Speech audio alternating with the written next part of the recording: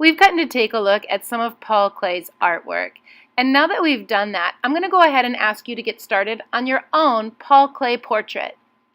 Again, he used a lot of different materials in his artwork, and I felt like this project allows us to do some of the same things, trying and experimenting with different materials. So go ahead and get started making your own abstract portrait. As you begin, take in the circle to draw out the head and any other drawing parts that you want.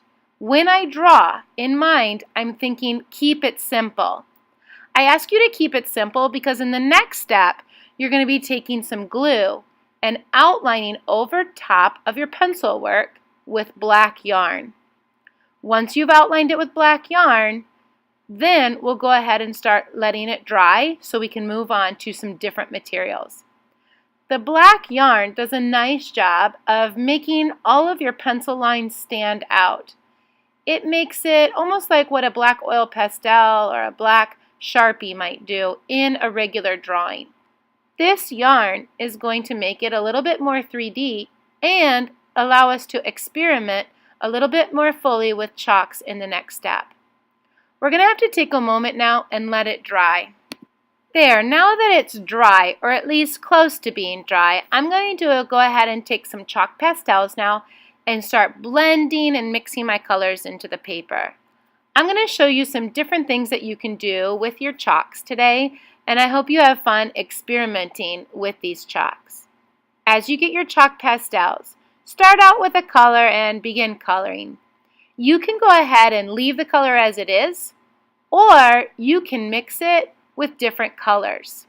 You'll notice that I'm taking my finger and blending the chalks into the paper.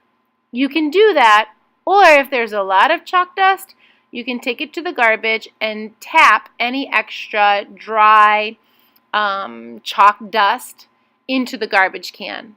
Please don't ever blow it. We don't want to breathe any of our chalk dust in.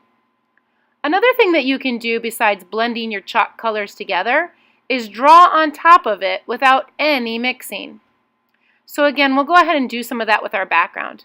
Apply your colors, blend and mix your colors together, add more colors, and lastly, draw on top of it.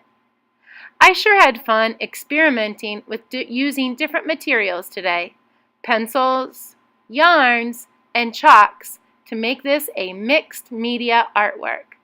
Have fun, everyone!